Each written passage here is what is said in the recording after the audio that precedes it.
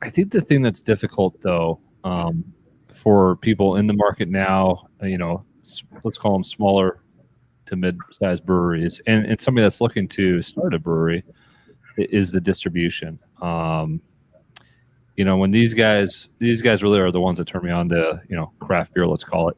When I got turned on to that, I was sort of under this impression that we got turned on.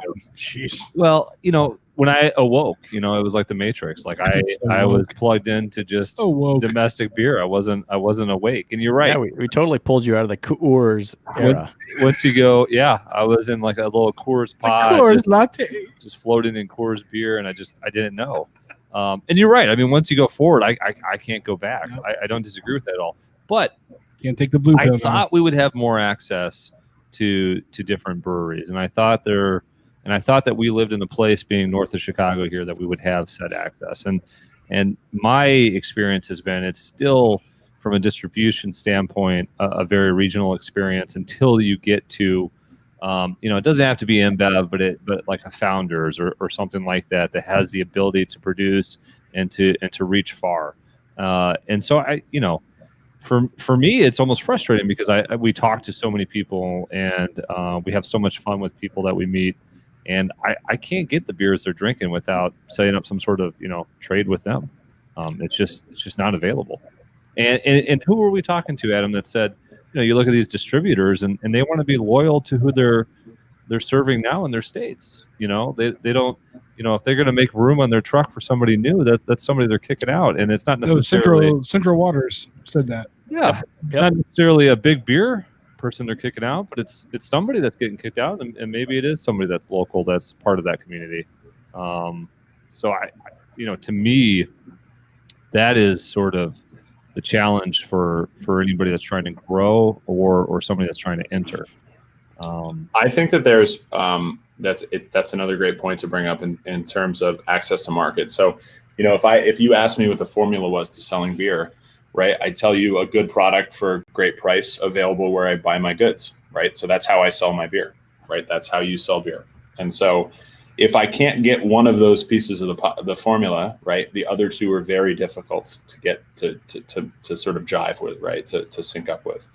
Now I could take if I would play the devil's advocate here just for a second, Jake, just to please, no, go. Just to kind of open it up. I am very vocal about my dislike of franchise laws and just the distribution system. I think distributor consolidation, which I could go on for hours about, is a huge detriment to us as beer drinkers in this business. Absolutely. But if I was, well, it's like state law, Chris. Like there's some states where you can buy the distribution. Yeah. Well, there's a lot of different laws across a lot of different state lines, right? And so you have to. It's just a web of nonsense out there. But if I was a distributor on the north, like anywhere in north of Chicago, right, and I went to wherever, whatever grocery store, right, not even Binny's, right, so like let's not use the epic beer stores for a second. Right? Let's just use your typical grocery store, right, and I just stuffed the entire beer aisle full of as much craft beer as I can get my hands on from whoever would sell it to me, right? That would be a very, very short road to failure for both the distributor and for the grocery store, right? Because unfortunately and fortunately, right, what we forget is that for you, it would be great if you had better access to those products, right? But you have to remember that most people are either ambivalent or ignorant, right, to the idea of craft beer, right? 85% of the beer consumed in this country is still adjunct light lager, right? And so the money makers, whether you realize it or not, for these breweries or for these distributors and for these retailers out there, most of it still sits right in those categories. And so I agree with you. Access to market is a hugely relevant issue.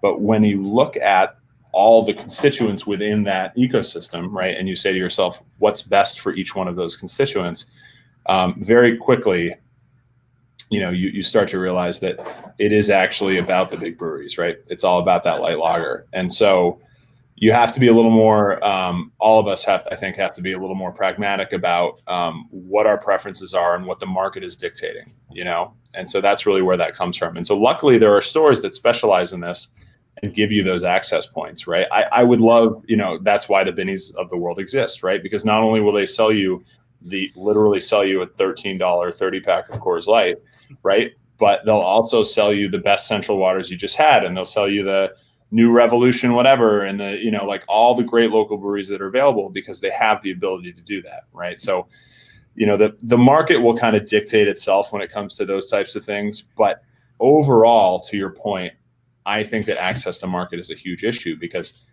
the business model of a distributor is inherently just a bit of margin on a case of beer, right? And so distributors ostensibly don't really care which case of beer it is, right? They just want to sell you a case of beer, right?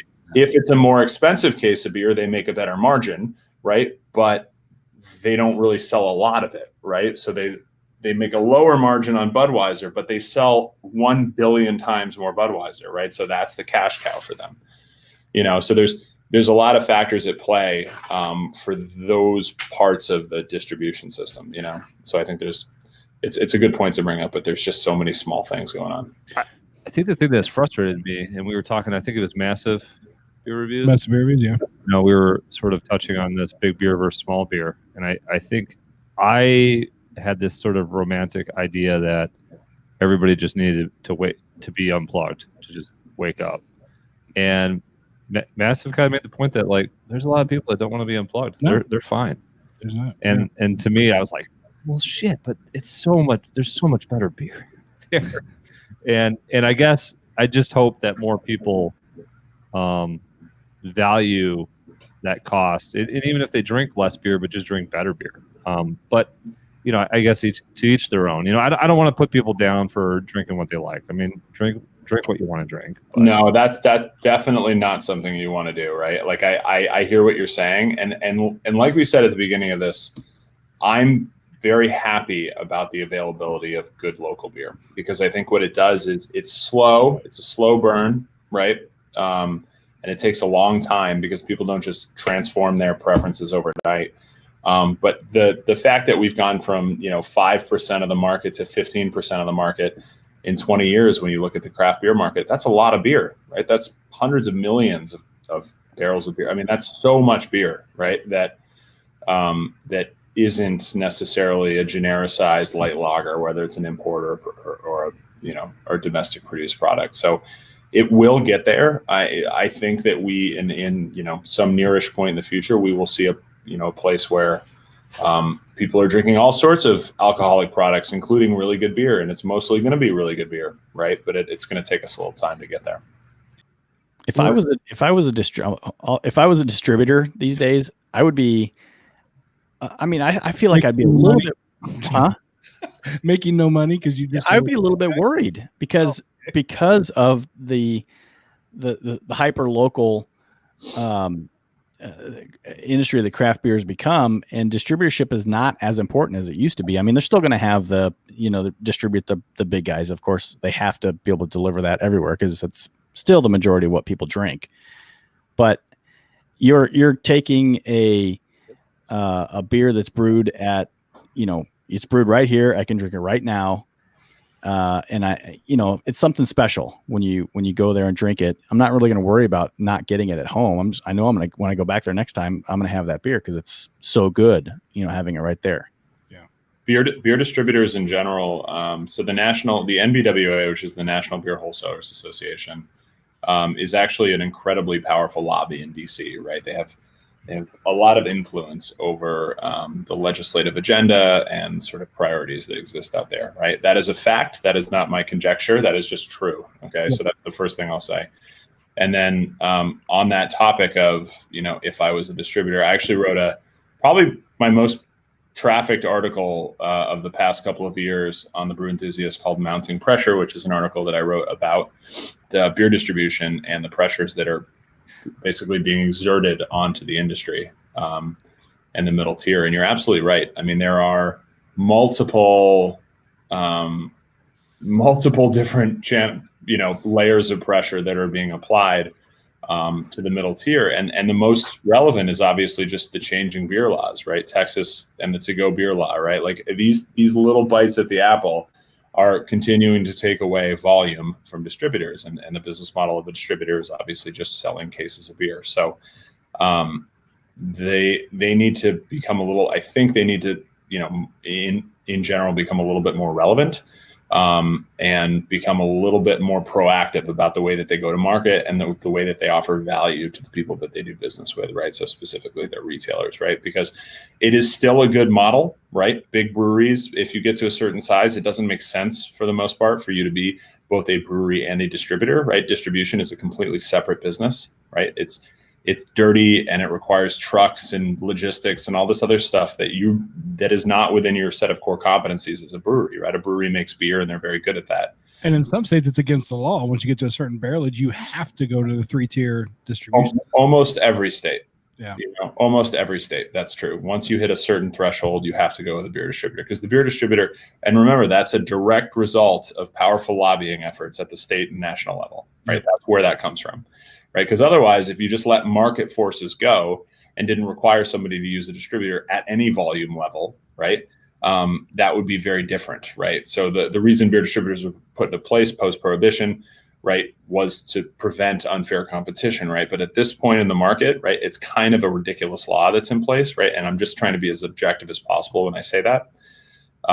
But there's certainly a lot of forces, but I think that the middle tier of our industry, right, the invisible middle tier, most consumers don't even know what a beer distributor is, they're going to continue to experience challenges, and they're going to continue to consolidate, right? So the consolidation factor is certainly not good for your average beer drinker either.